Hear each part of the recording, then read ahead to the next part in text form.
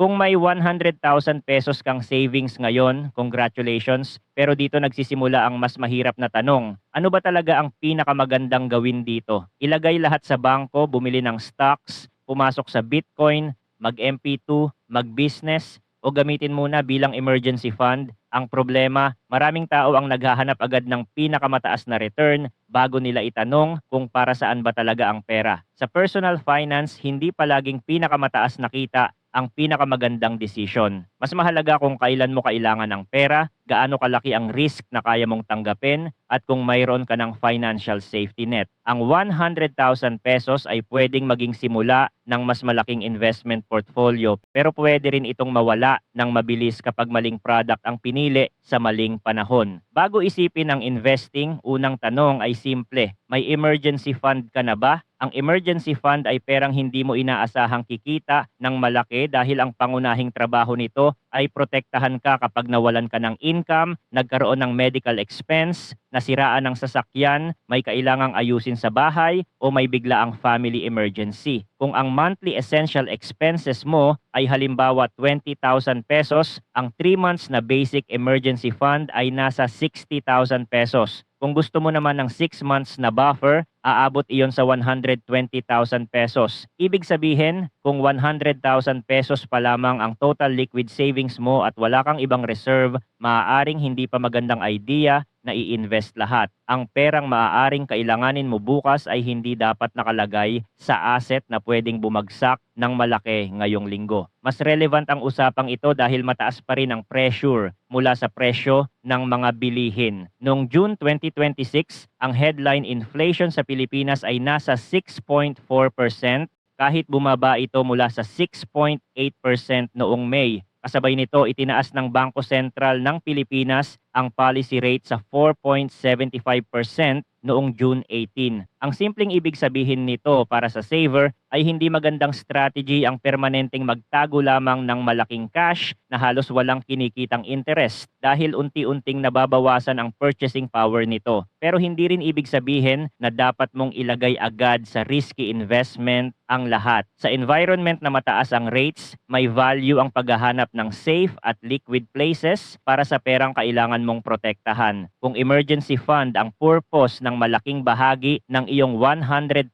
pesos, pwedeng ilagay ito sa savings account o deposit product na madaling ma-access. Ang priority dito ay liquidity at safety. May traditional at digital banks na maaaring magkaroon ng magkakaibang interest rates, kaya mahalagang tingnan ang actual terms at hindi lamang promotional headline. Ang isang malaking advantage ng legitimate bank deposits ay deposit insurance. Effective March 15, 2025, ang maximum deposit insurance coverage ng PDIC ay 1 million pesos per depositor per bank. Kaya ang 100,000 pesos na eligible deposit ay pasok sa maximum coverage kung nasa PDIC insured bank ito. Hindi naman ibig sabihin nito na lahat ng perang nakikita mo sa isang financial app ay insured. Maaaring may investments, funds, crypto, or ibang products sa loob ng app na hindi bank deposits, kaya kailangan mong malaman kung ano talaga ang binibili o ginagamit mo. Kung mayroon ka ng separate emergency fund at wala kang expensive debt, doon nagiging mas interesting ang 100,000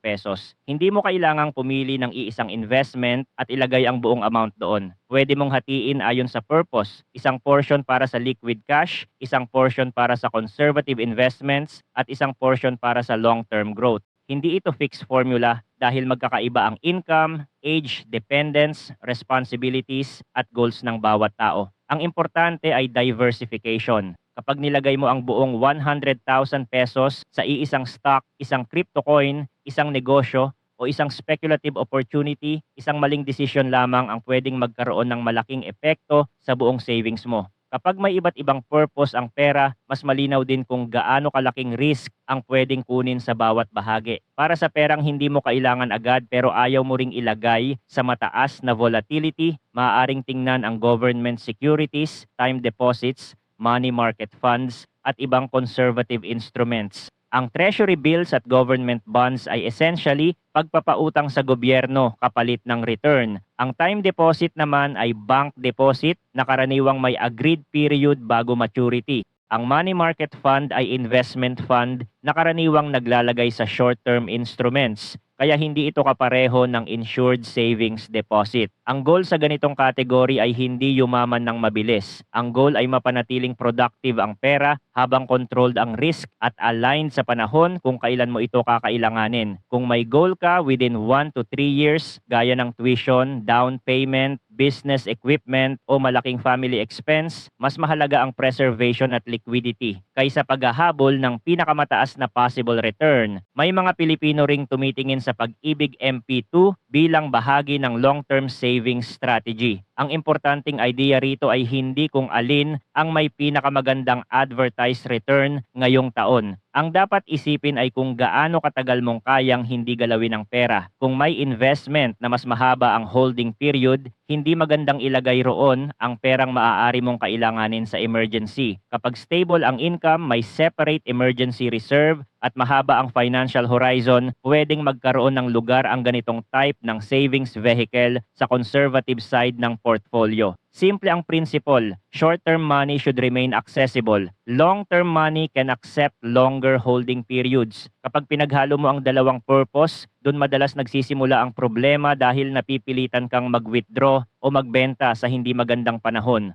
Kung growth naman ang priority, pwedeng pumasok ang stocks at diversified equity funds. Kapag bumili ka ng stock, nagkakaroon ka ng ownership sa isang negosyo. Kapag lumalaki ang earnings at value ng company sa paglipas ng panahon, may potential ding lumago ang investment mo. Pero hindi straight line ang stock market. May corrections, bear markets, recessions, industry disruptions, at company-specific problems. Kaya para sa beginner, mas sensible minsan ang diversified exposure kaysa ilagay ang malaking bahagi ng savings sa isang company na nakita lamang sa social media. Pwede ring gradual ang pagpasok sa market kaysa isipin na kailangan mong mahanap ang perfect day para bumili. Ang mahalaga ay long-term money talaga ang ginagamit mo dahil walang garantiya na mataas ang market sa eksaktong buwan na kailangan mong kunin ang pera. Bitcoin at cryptocurrency ay ibang usapan dahil mas mataas ang volatility. May potential upside ang Bitcoin dahil sa fixed maximum supply nito, global market, institutional participation, at patuloy na development ng crypto financial infrastructure, pero napakalaki rin ng possible drawdowns. Kung 100,000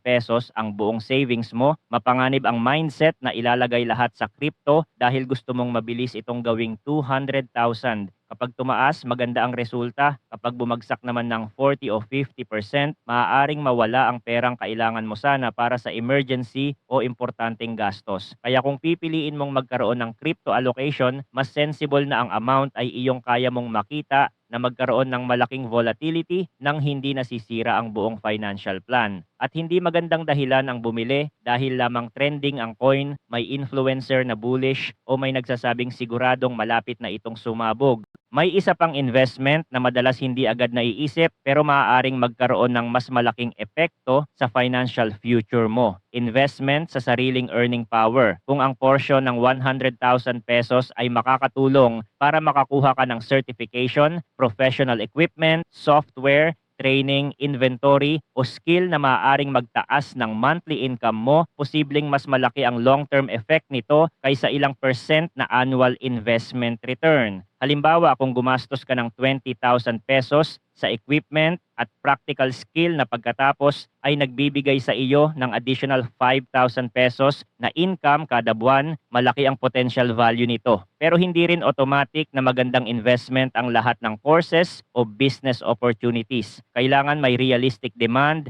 useful skill at malinaw na paraan kung paano mababawi ang capital. Ang sariling development ay investment lamang kung may practical economic value, hindi dahil maganda ang marketing. Dito rin pumapasok ang utang. Kung mayroon kang revolving credit card balance o ibang high-interest consumer debt, maaaring mas magandang gamitin ang bahagi ng savings para bawasan iyon bago maghanap ng risky investment. Isipin ito ng simple. Kung napakataas ng interest na binabayaran mo sa utang habang umaasa ka lamang ng moderate return sa investment, maaaring inuubos ng debt cost ang kinikita mo sa kabilang side. Hindi lahat ng utang ay masama at hindi pare-pareho ang kanilang cost. Ang housing loan o productive business financing ay ibang situation. Pero kapag ang utang ay mahal at walang productive purpose, malaking financial leak iyon. Minsan, ang pinakamagandang return sa pera mo ay hindi bagong investment. Ito ay perang hindi mo na kailangang ibayad bilang interest buwan-buwan. Kung gusto natin ng practical example, isipin ng isang empleyadong may 100,000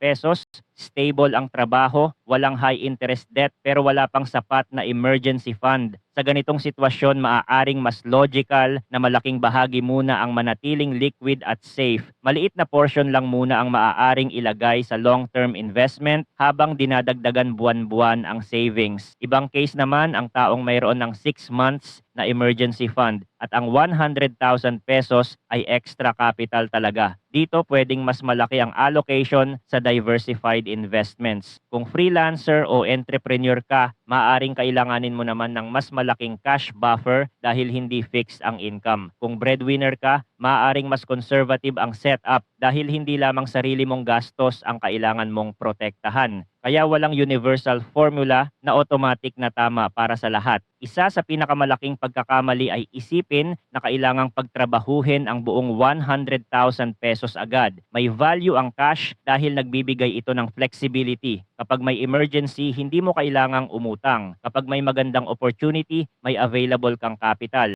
Kapag bumagsak ang market, hindi ka mapipilitang ibenta ang investments mo para lamang magbayad ng bills. Pero may opposite problem din. Kung sobrang daming cash ang nakatambak ng maraming taon sa halos walang return, kinakain naman ito ng inflation. Kaya balance ang kailangan. Safety first, then growth. Hindi baliktad. Kapag ginawa mong investment capital ang emergency fund, pwede kang mapilitang magbenta sa pinakamaling panahon. Kapag ginawa mo namang permanent cash reserve ang lahat kahit sobra na sa kailangan mo, nawawala naman ang pagkakataon para sa long-term compounding. Kaya kung 100,000 pesos ang savings mo ngayon, hindi investment app ang unang kailangan mong buksan. Gumawa muna ng financial order. Alamin kung magkano talaga ang essential monthly expenses mo. Magtakda ng emergency fund target. Kontrolin ang expensive debt. Ihiwalay ang perang gagamitin mo within the next few years. Pagkatapos lamang nito, dapat pagdesisyunan kung gaano kalaking portion ang pwedeng pumunta sa long-term assets gaya ng diversified stocks, funds, conservative investment products o crypto. Habang tumataas ang income at savings, maaari mong dagdagan ang diversification. Hindi mo kailangang makuha ang perfect allocation sa unang araw. Mas mahalaga ang system na kaya mong sundan kahit hindi exciting ang market.